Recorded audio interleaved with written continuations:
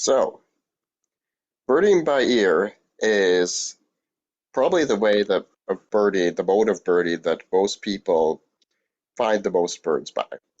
And as somebody who is obsessed with trying to detect as many birds as possible at a location, I have naturally gravitated towards this method of birding.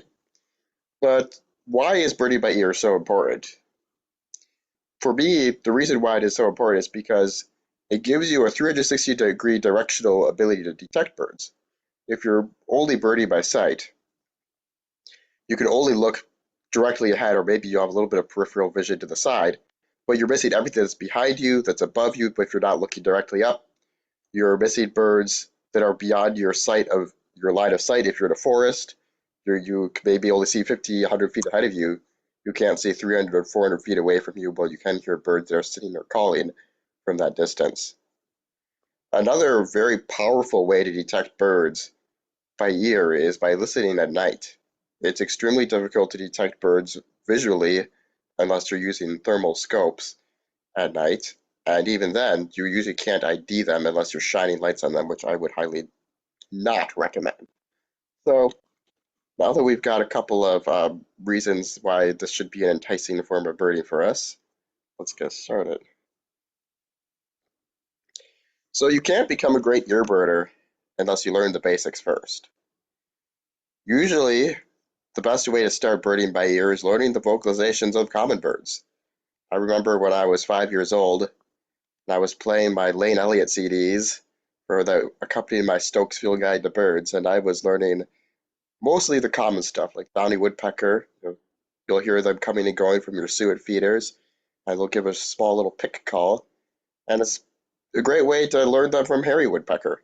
Hairy woodpecker gives a much stronger peak call, and that was really the first bird that I learned how to ID by, I guess, chip note, um, and use it to separate from another difficult species, at least for a 5-year-old, in the downy hairy woodpecker challenge. Uh, Other birds to learn, or other vocalizations that I would highly recommend focusing on first, is the songs of all the birds that are either breeding in your neighborhood at your favorite patch or migrate through there in good numbers. For example, yellow warbler songs or common yellowthroat songs, song sparrow songs. These are ubiquitous species in most of the state, and they have easy to learn songs. It's kind of difficult to know how to start learning songs, especially since they have a lot of variation, even in just local species that are common. Yellow warblers can give tons of different song types. So what I would do is I would focus first on learning what you hear the most. Go outside, go where you're birding, and see what you hear. Track the bird down, see what it is, and start repeating that, store it in your memory bank. Uh, Probably a lot of people on this call already know that. So the main goal of this call is to dive beyond that, but you can't reach the advanced level unless you first build your basic blocks. So what about natural variation? Um, how do you learn all the different sound types? I would say you have to bird different times of day for one. A lot of birds will sing different sounds early at dawn. Some will sing them different sounds later in the day. There's also a lot of variation in songs based off time of year for a lot of warblers and other passerines. So getting outside, learning that when the birds are singing what songs is really helpful. How about learning the difference between primary and alternate songs? Uh, the songs you'll hear the most frequently are generally the primary sounds, and we should ideally learn all of those. But alternate songs will often be the first vocalizations that really throw an earbirder for a loop. Many species have what are called type 2 songs, or even through type 3 or type 4 songs. You'll often hear this referred to as like type A or type B, etc. Sometimes they're just called primary and alternate songs. And these are oftentimes not emphasized in like your apps or your field guides, that whatever resources you're learning bird sounds from. For example, if you go to Merlin and you start looking at the the songs that are listed in the recordings, usually the primary songs are at the top and the alternate songs are lower down.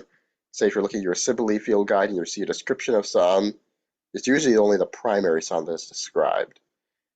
So if you can learn those alternate songs, it's really the bridge to learning all the chip and flick calls that are out there. I would say pay close attention to all the syllables and overall tone within a song. A lot of times, say, if you're looking at trying to tell the difference between a magnolia warbler and an alternate song and a hooded warbler song, the difference between those two species, hooded warbler gives a stronger syllable at the end of the song than magnolia warbler does. Magnolia warbler sounds a little weaker. So if you can really tune into the differences in syllables, like where the emphasis is in the syllable in a song, it's a really good way to start differentiating between all the different primary and alternate songs out there. I already discussed about time of day and time of year, and if you can focus on picking up when these songs are given, you might not fall into the pit trap of confusing some songs that are really, you would never think they could be confused with each other. I've seen yellow-throated warblers and black and white warblers be confused by many birders because black and white warbler gives a really similar dawn sound to what the normal yellow-throated warbler sounds like. So, how about learning the vocalizations of non-passerines? A lot of people, if they're looking at birds through a scope, I feel like they tune out vocalizations, but most of birds, if they're on bodies of water or on mudflats, they're still calling it. You can ID them. And oftentimes it can be easier to pick out, say, there's a horned grebe and a big flock of eared grebes, if you could hear a vocalization. Or maybe you have a bunch of teals in their eclipse plumage and you're hearing a green-winged teal call, but it's surrounded by so many blue-winged teals that it's kind of hard to pick it up. Ducks vocalize a lot. Usually if you're, especially in the spread, you can be out looking at a flock of ducks in the Mississippi River and you can hear all of them calling. And I would recommend going through your Merlin, learning what they sound like, and then going out looking at them and kind of doing this repeat back and forth process. Go to the field, look at your app, back and forth. Shorebirds, vocalizations are really important for identifying shorebirds. Shorebirds are oftentimes in difficult conditions for viewing. They're distant, they're backlit, they're in heat shimmer, and they're small. They run around a lot. But if you could hear least sandpipers calling, they sound extremely different from semi-palmated sandpipers. You'll hear the least sandpiper's upsweep chortled call.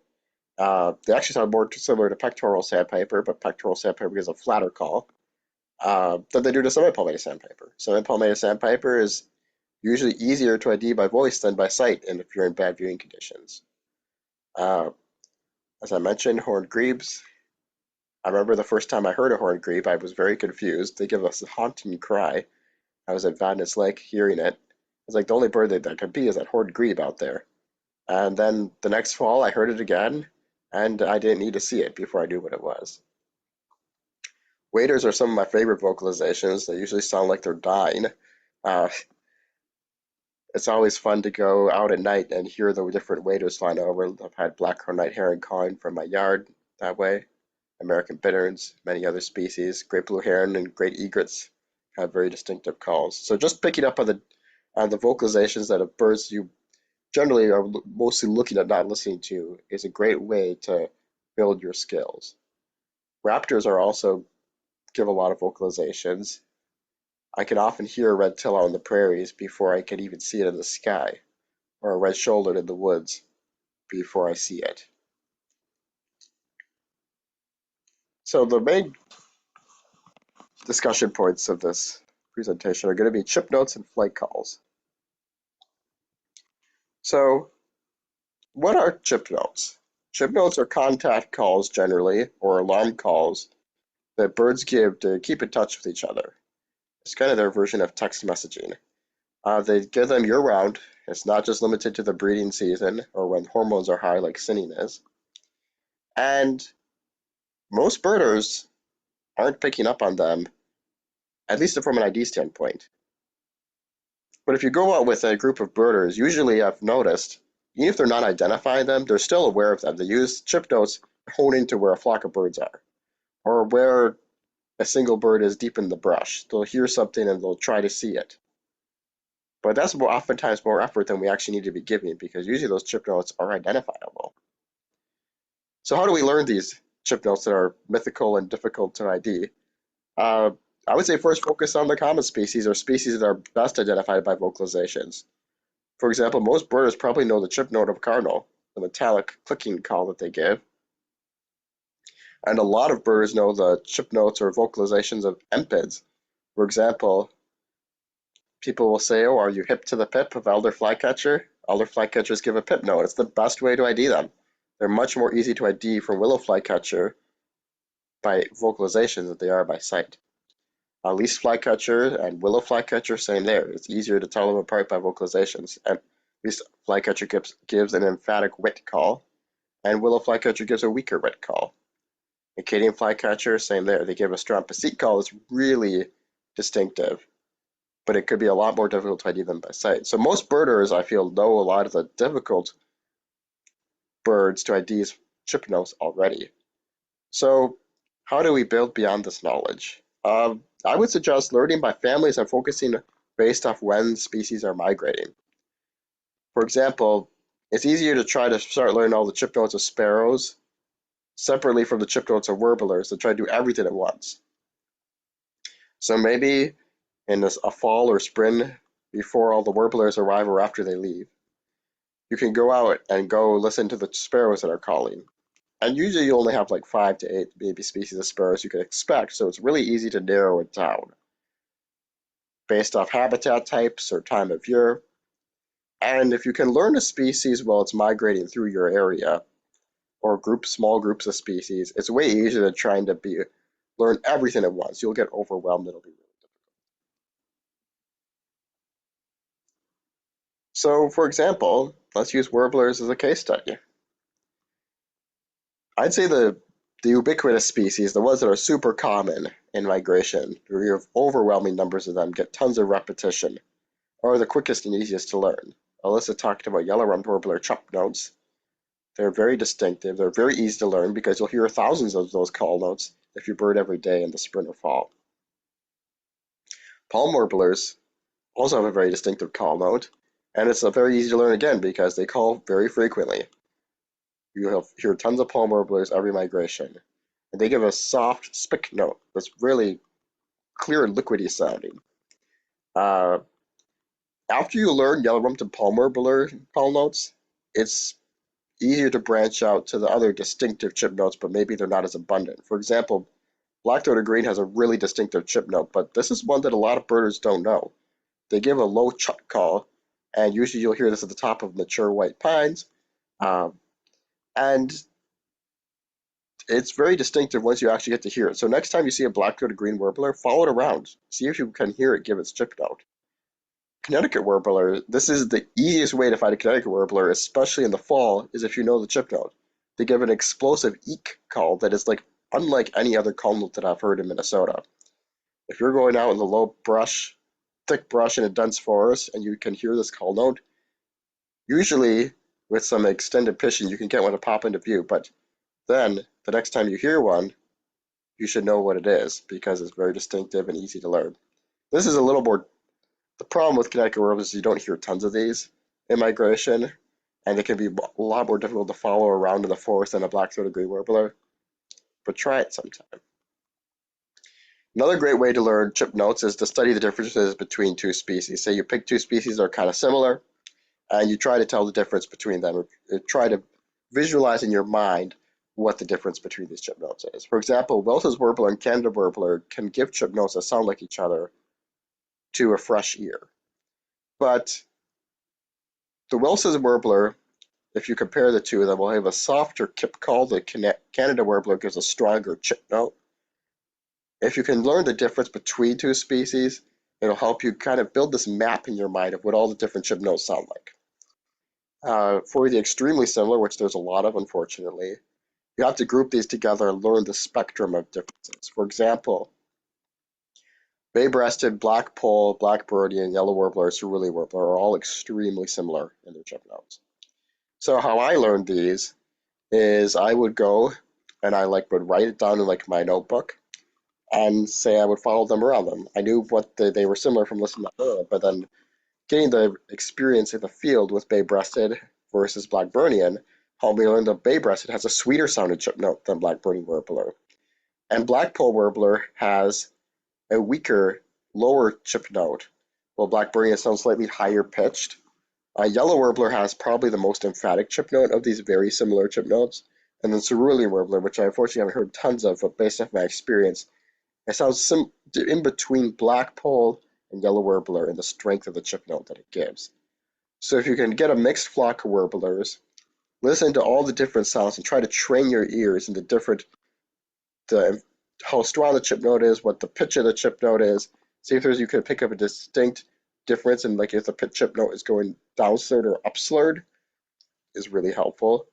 And also the length of the chip note. I feel like yellow warblers last a slight millisecond longer than the other ones. This might sound a little bit daunting, but most people's ears can actually hear this. It's our brains that we have to train to actually pick up the difference in these very slight differences. When I first started trying to do this, I felt completely overwhelmed. I felt like I couldn't ID chip notes. But I then realized my brain is picking up my ears are picking up all the differences. I just can't filter it through my brain fast enough. And then once I realized this, I was able to train my brain to hear very slight differences in sound.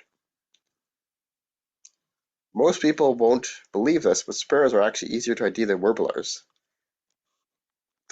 The real thing here is that sparrows give really distinctive chip notes. For example, sound sparrows give an extremely distinctive barking call that you'll hear a lot from marshes or wet wooded areas. Swamp sparrows give a really strong spick note from the marshes. Dark-eyed juncos give a real rapid spew spew, like a laser call almost. And then white-throated sparrows give a really strong spunky choke noise it's really metallic sounding. It sounds a little bit like a northern water thrush, but stronger, more emphatic. These really common species that are easy to break down by habitat types are the ones I would recommend learning first.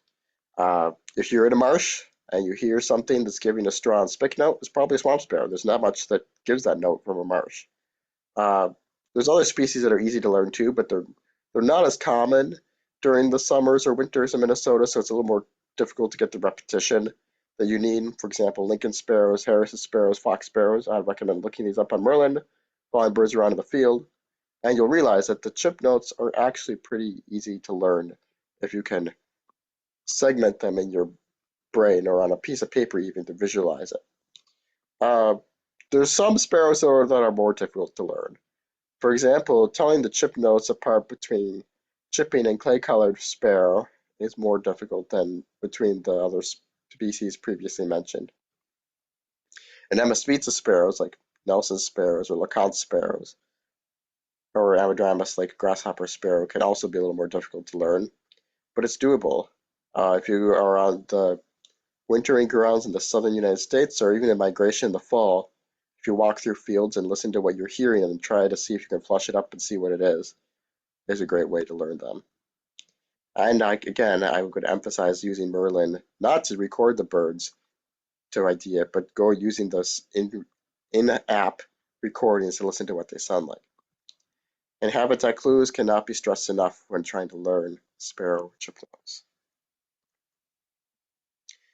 There's a lot of other species that give chip notes or calls that are easy to learn.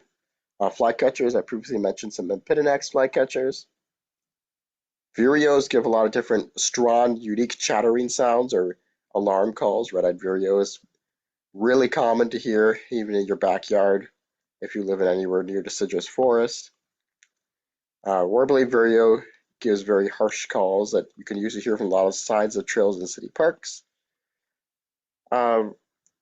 Thrushes give a lot of call notes that are easy to pick up where they are. Thrushes like to hide in the woods, but tanager or thrushes will give the Swainson's thrush versus a hermit thrush. I've seen a lot of people mistake hermit thrushes for spotted towhees, actually. They give a dree call that is extremely similar to what a spotted towhee will give, but slightly nasally more nasally than a spotted towhee, not as long. Swainson's thrushes, you'll hear them a lot of times giving these almost like this like low liquid, like really low pitched cluck calls, and it's a great way to pick up on where they're hiding. Tanagers, you'll hear them calling from the tops of the trees a lot, and you won't see them. They give scarlet tanagers love to give a chick-bee call. Rose-breasted grosbeak was actually one of the first chip notes that I learned. They give a really high-pitched squeak call from the tops of trees. It can be difficult to see them, but eventually you'll hear it enough that you'll be able to pick up on it when you see them. That'll be easy to learn. Indigo buntings give calls. They're easy to learn as well. They kind of sound similar to a cardinal, but more metallic-y sounding. And this dickcissel, I remember the first time I heard a dickcissel chip note. They sound a lot like a least flycatcher actually, but a little bit more stronger call. I guess I should give some words of caution now. Don't get carried away and become overconfident. Constant refresh is essential, especially before each migration. Chip notes are best learned with both the internet and field birding. And audio output sounds different between every output you're using. If you're using your phone, it'll sound different than your laptop, so I'd recommend using headphones. You can't build knowledge of the minutia overnight. It will take years. So now this is where it gets exciting. And it's not just because we're looking at a radar of an approaching cold front coming over Minnesota in mid-May, but there are millions of birds migrating at night. And we can see these on the radar right here over the Twin Cities and Iowa. And what happens is most of these millions of birds are calling as they go overhead. So how can we know what they are? Well, I would first recommend learning Catharus thrushes.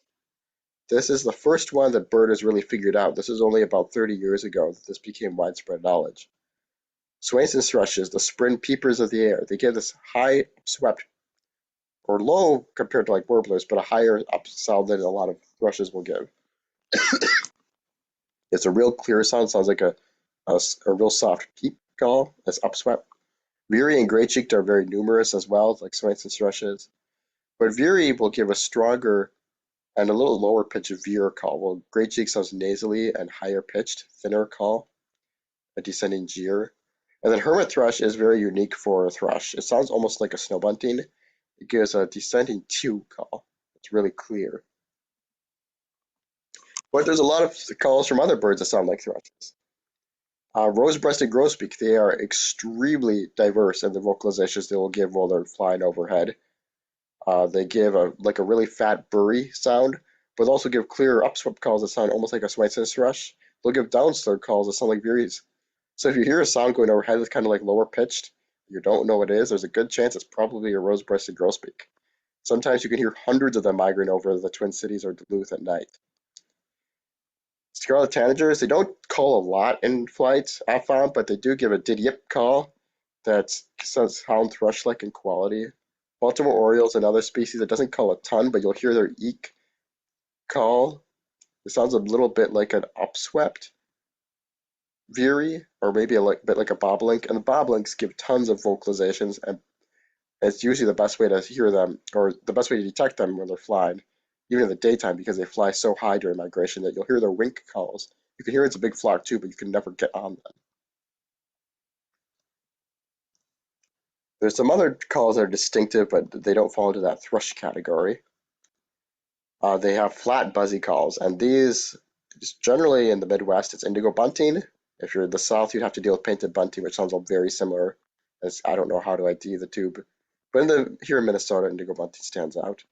And dickcissel, which gives a much more explosive call than indigo bunting, is this flat buzzy sound. It really sounds distinctive if you get to hear it. Sounds like a rock hitting an electric fence. Field birds, there's a lot of people already know how to do field birds by flight calls. But you can apply the same principles to other species. For example, if you hear the pipit call of an American pipit, that's a flight call. Lawn spur rattles, a lot of times people know that the way to tell Smith's lawn spurs from Lapland lawn spurs is Smith's lawn spur gives a longer rattle, a drier rattle than Lapland lawn spur does.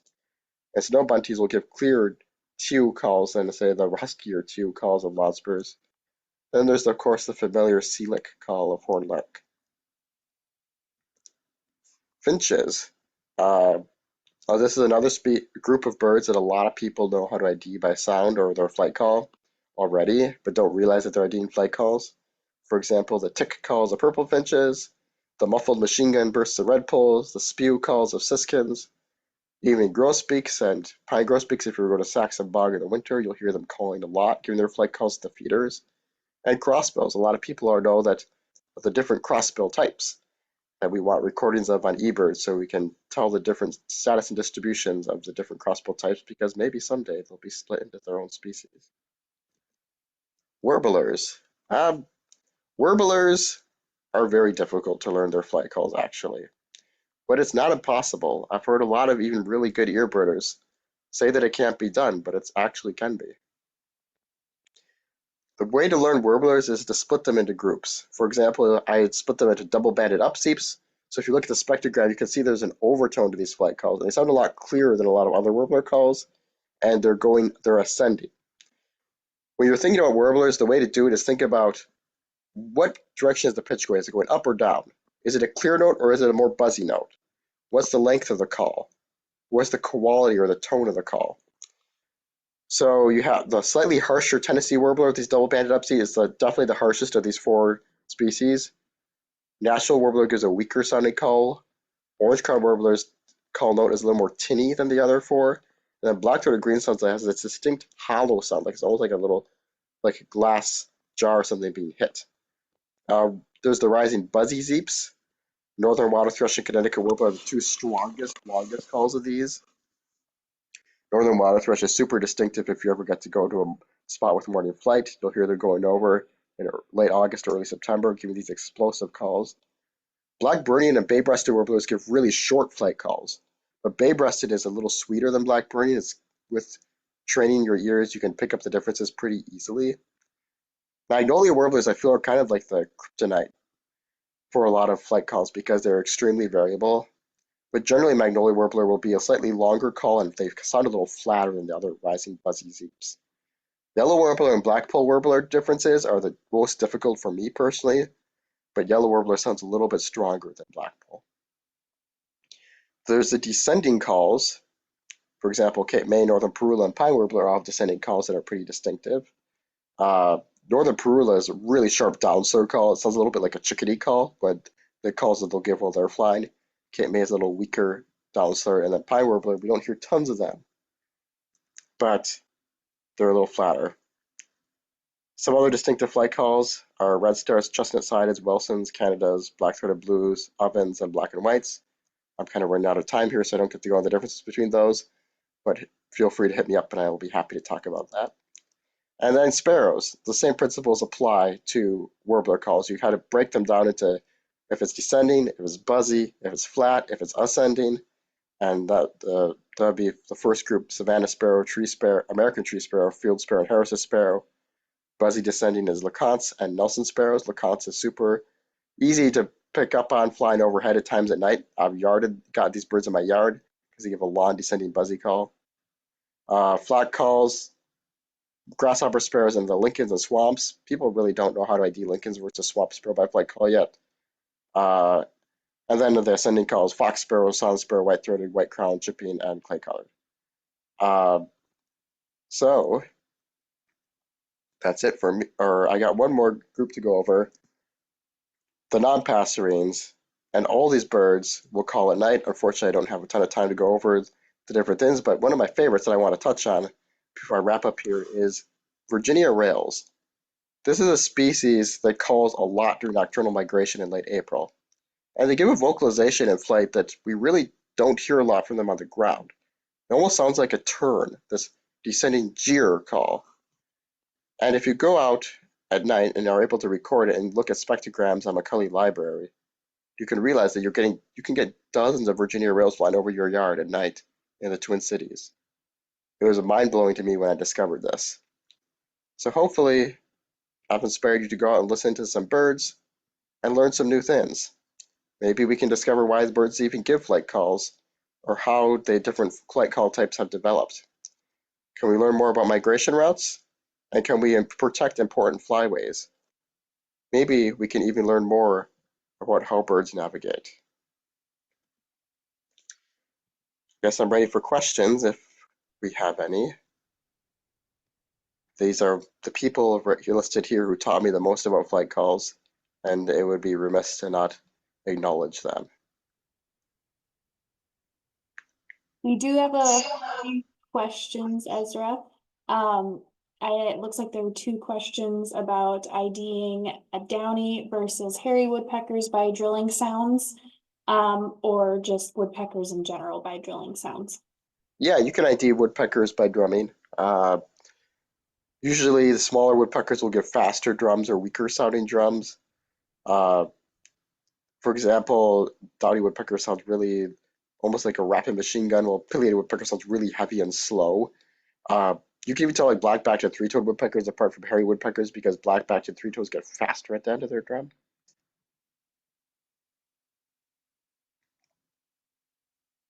Great. And then I think there were a few questions as well about maybe time of day or that you recommend for listening to birds migrating overhead, or any locations you go to for listening for migrating birds at night. Yes.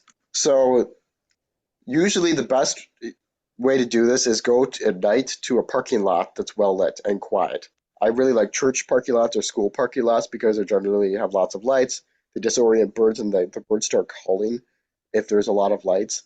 And I found that cloudy nights with low cloud cover are better than clear nights. Fantastic. Thank you very much, Ezra. That was terrific. If anybody has additional questions for Ezra, go ahead and pop them in the chat, and we'll make sure we get those to you, Ezra. If you're able to answer them, that'd be terrific.